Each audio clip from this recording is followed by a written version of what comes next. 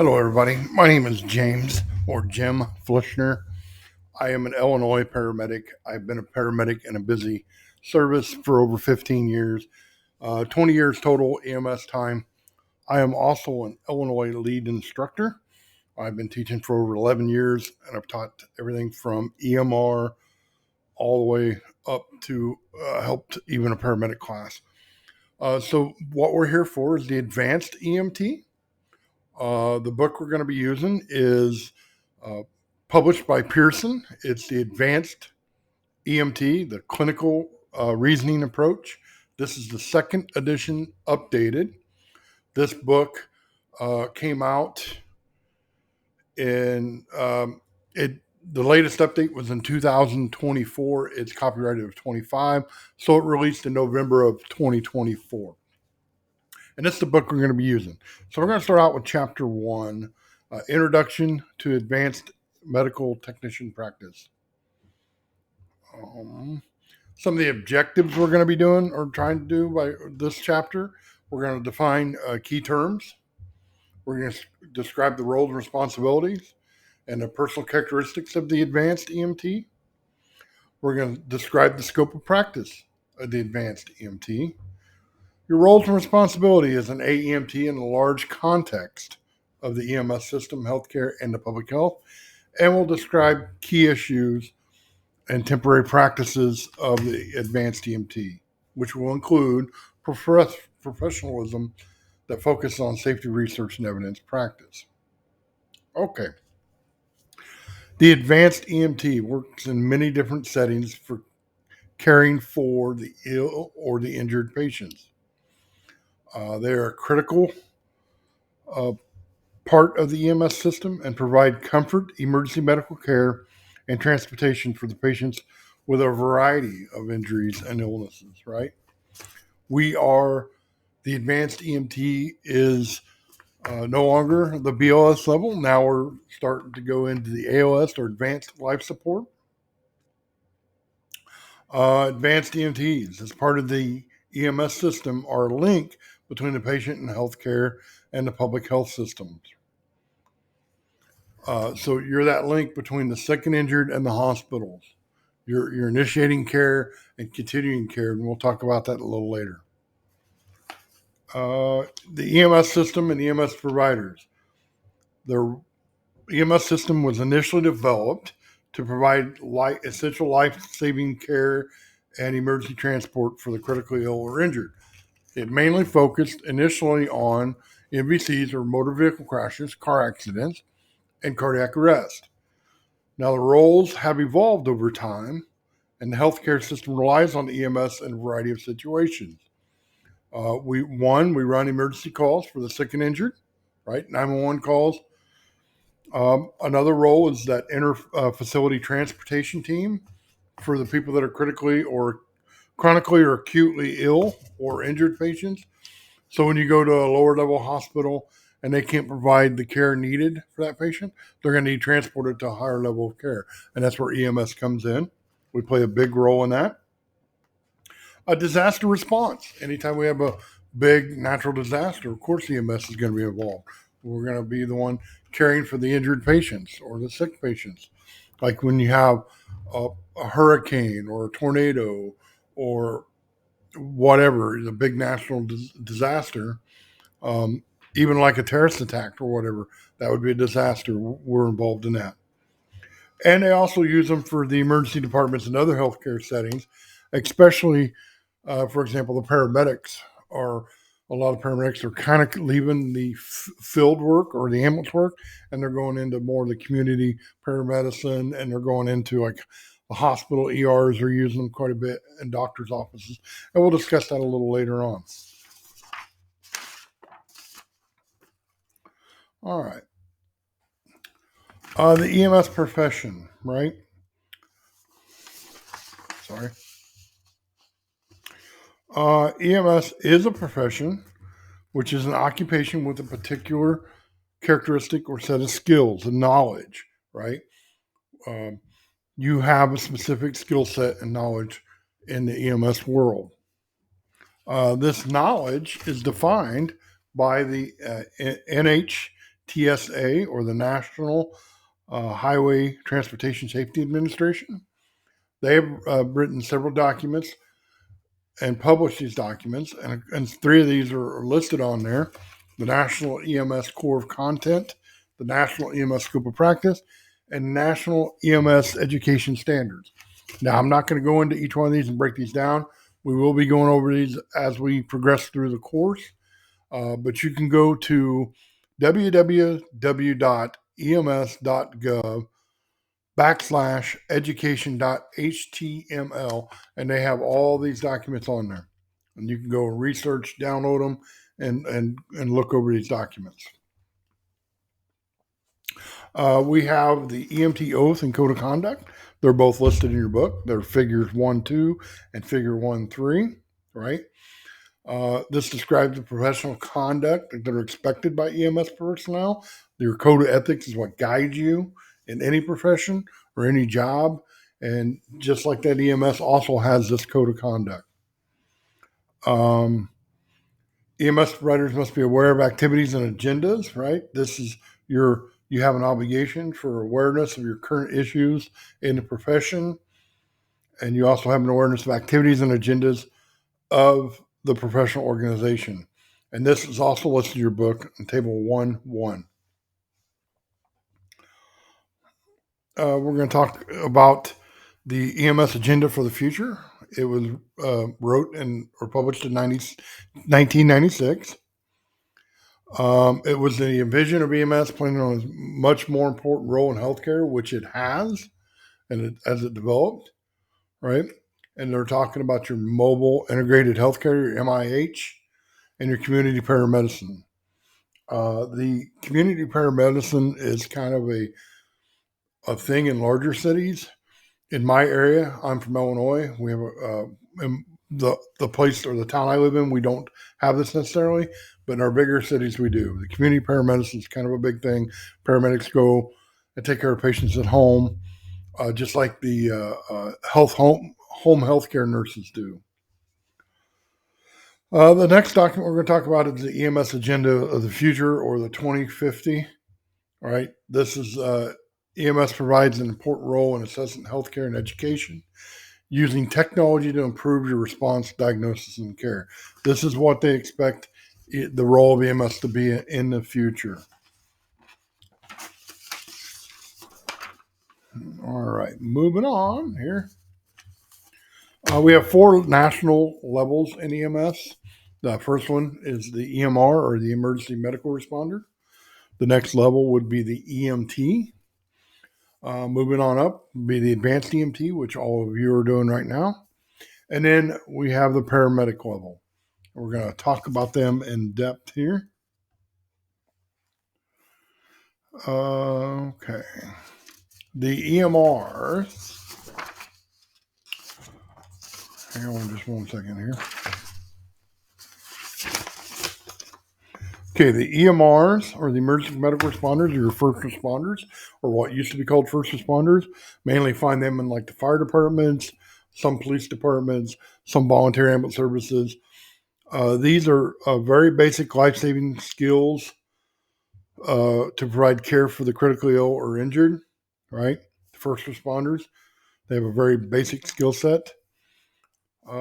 They have a 48 to 60-hour training course to get licensed. Their scope of practice is simple assessment to identify life threats, basic airway management and ventilation skills. They've been taught bleed control or control bleeding. They're all CPR certified in the use of AED, and they have basic treatment for the injuries. So they're the lowest licensed level in EMS is the EMR. Our next level, stepping up, is our the emergency medical technician, or the EMT. They provide basic emergency care and transportation for both the sick and injured, using basic equipment found on an ambulance, right? So this is the lowest level you can be to provide care on an ambulance. Now, some places the EMRs can work on the ambulances, but they are mainly to assist like the EMTs or the advanced EMTs or the paramedic, and then they usually drive, where the care is provided by the EMT. Typically 150 to 190 hours training, including classroom, lab, and clinical rotation, which you're all aware because you have to have completed that class and licensed to get into this class. So you're really aware of that level. In addition to the EMR skills, their scope of practice may um, include performing a basic assessment, obtaining basic patient medical history, identify a wider range of conditions than what the EMR can, and they can also administer or assist the patient in administering medications. Okay, moving on. The advanced EMT, what we're all here for. This, you are now technically, once you get licensed as an advanced EMT, you are an advanced provider or ALS, advanced life support. Um, you have a greater in-depth knowledge and understanding of topics that were introduced into the lower level of training. So we're going to build off of your EMT.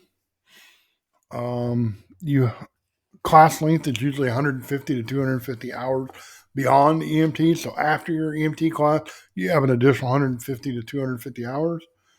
Limited advanced life support skills such as starting IVs, advanced airway maneuvers, and administered medication. And this will vary widely from state to state on how much or what you can do or what your scope's going to be. I will tell you in the state of Illinois, they have a really nice scope of practice for the EMTs if your region and if your employer will recognize it. Moving on to the paramedic level, this is the highest level. They are the allied healthcare professionals who provide complex um, assessments and interventions for both the critically injured or ill patients. You will have to do 1,000 to 1,500 hours of training above the EMT class. So once you do the EMT, you have an additional 1,000 to 1,500 hours of training. National Registry requires that a paramedic program be accredited, and they have to be accredited by the CAAHEP. And a lot of your colleges, if you do this on a college level, they will offer an associate's or bachelor's degree for this. So paramedics are the highest level, license level in EMS. And even then, it's broke down because we can go, there are different levels. You can get your FPC, which is your flight paramedic, or you can get your CCP, which is your critical care paramedic. So you can even get even more certifications. Let's jump into the advanced EMT, your roles and responsibility, right? Advanced EMT's um, authorization to practice is based on state legislation, employer policies, and your physician's medical directions, right? So the scope of practice is defined by the state. They're the ones that say, okay, this is what an advanced EMT can do. From this legislation, your medical director in your region will make guidelines or protocols saying, yes, an advanced EMT can start an IV. Yes, an advanced EMT can do intubation. They can give this drugs and that drug, right? And then at the very end of it, your employer has the option of using you as an advanced EMT or not. And I will tell you the place that I'm employed for absolutely does use them. They're a great resource, and most places do. All right. So part of your roles and responsibility is to make sure your vehicle's ready, and then good operating um, standards. Right. You got to make sure you have your equipment. You got to make sure all your truck's in good working order. It's clean. It's mechanically sound to drive. That you can't do your job if you can't get to where you need to go, and if you can't get your patient safely to the hospital. So you got to make sure that these are our daily checks. We check our truck, not only our equipment, but we got to check to make sure our truck's ready, our fuel level, our oil level, our tires, all our lights are working, our safety equipment. So we do this every shift. You have a safety responsibility, right? To your own safety, the safety of your coworkers, patients, and others, right? All the other bystanders. You earn your EMT class that The number one priority safety is your own safety. You're number one. Then your coworker or your partner would be number two, and then your patient's three, and then everybody else in bystanders is number four. We also have a responsibility to make sure that we're not making medical errors if we can avoid it, right? Um, Medical errors occur between 44,000 and 900 or 98,000 deaths annually. Medical errors account for this many. That's quite a few, right? And the cost of these medical errors can reach 29 billion annually. And that doesn't mean you're not immune to making medical errors because we're EMS, right? We absolutely can make medical errors, but with the right training, the right continuing education, the right mindset, you're less apt to make these errors. Um, Tasked with high risk for errors and patient injuries, right? These are where uh, um, areas that could cause or a high risk for causing an error or patient injury when we're transferring care from one provider to another at the scene or at the hospital. We can make communication error in either writing or verbally. We can tell a hospital we gave this medication and actually we gave a different medication, which could be huge on the outcome, right? Assessing and managing the airway, we can make errors. Lifting and moving a patient, we can hurt ourselves or hurt the patient by dropping them. Responding and transporting by the ambulance, so if you're not driving safely, we can cause injuries. Assessing the needs for and taking spinal precaution. So if we assess it and we don't take spinal precaution and then end up doing more harm, that's an error or could potentially hurt your patient. You have to maintain current knowledge and competency in your skills. So this is not a thing where you take this class, you pass the class, you take your national, pass it, and you're done learning. No, we're constant learners in EMS at no matter what level you're licensed. That's why we have to have the continuing education credits. We have to make an environment as conducive as possible to quality care. So we're going to maximize the space, light, and minimize distraction while you're working.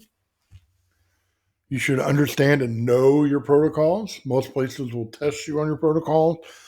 Some places and some regions do it annually. So you should know and be aware of any changes to your protocol. Organize your drugs to minimize mistakes, right? We'll talk about the 5 or the 6 rights later on when we're talking about pharmacology. You're going to reflect on actions and question your assumptions. Obtain feedback on your performance and ask for help when you need it. Contact medical control, consult your partner, call fellow advanced EMT or paramedic.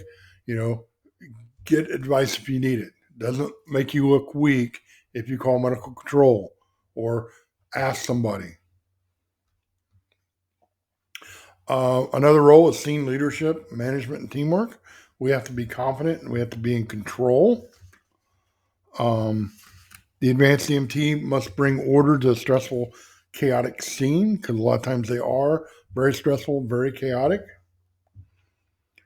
The advanced EMT tends to medical and emotional needs of both the patient and the family, so we have to be very empathetic. They integrate efforts with others at the scene to provide the best care and prepare for transportation. So we have to make and carry out a plan. Patient assessment and management.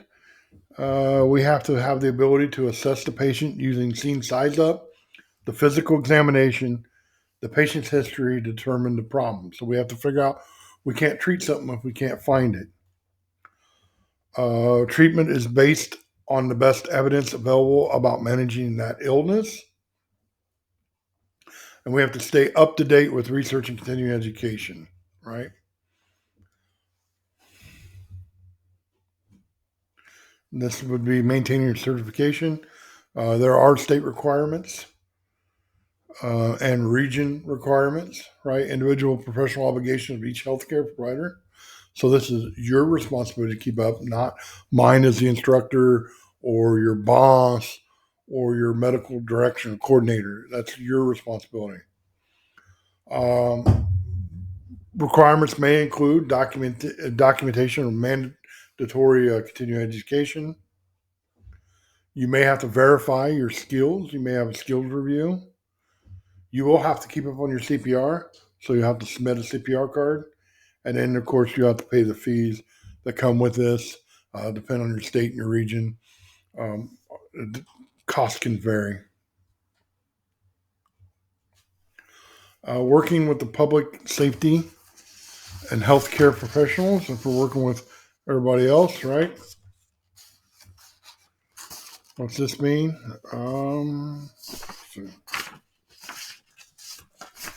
Sorry. Um, we're interprofessional teamwork. EMS providers are cross discipline, spanning public safety and healthcare. And we are good working relationship and teamwork oriented are essential for quality patient care. So we have to have that teamwork orientation and a good working relationship with our not only our partner or our coworkers, but the local fire departments, the local police departments. You want that um, relationship, working relationship, and team orientation. Professional characteristics. These are defined by the expectations of the public. So healthcare providers have an impact on others, on the lives of others. Professionalism is conveyed through adhered values and behaviors that are accepted as defined features as your occupation. So, what how people would see other EMS providers working, we have to live up to that standard. Patient and public judgment judges professionalism through their interactions with you. So, your interaction is what and how they're going to judge you on this. And what defines professionalism? There's integrity. This is doing the right thing when nobody else is looking, right? This is being honest, being reliable, being upstanding. And that's your integrity, right? Doing the right thing when nobody's looking. You have to have empathy. This is compassion and understanding, putting yourself in somebody else's shoes in that situation, right? You have to have empathy for that patient. Self motivation. This is doing what needs to be done on your own, and so this is the doing what needs to be done on your own, right?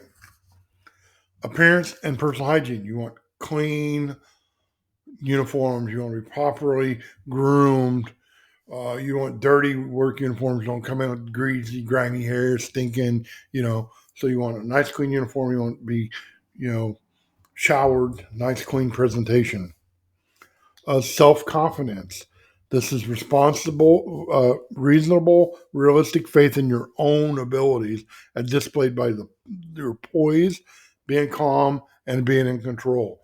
It gives off that you have self confidence, but don't confuse self confidence for cockiness because it's really easy to splur or smear those lines and to, be over self confidence and come across as being cocky or arrogant.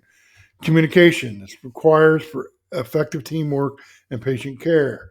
Communication takes place both through verbally and nonverbal, right? Time management and has many facets, including getting to work on time, responding to your calls in a timely manner, and being able to prioritize tasks. So you have to have good time management skills. Teamwork. Teamwork requires a common understanding of the goals and the situations and of the methods and techniques you use to achieve this goal. Diplomacy is a tact and respect means having regard for uh, innate values of others, right? So you have to have teamwork is required in the EMS world. In the advanced EMT, you're now the team leader usually. So Teamwork is very important. Patient advocacy, promote the needs and the rights of a patient. That's how we define patient advocacy. So being a patient advocate is very important. Careful delivery of service. This means doing things well, paying attention to detail, right? Doing your job and doing it good, right? All right. So to sum up this chapter, an EMT is an essential part of the EMS and healthcare and public system, right? Advanced EMTs are healthcare professionals whom the public has high expectations. All right, folks, that'll end this chapter. We will catch you on the next chapter, chapter 2.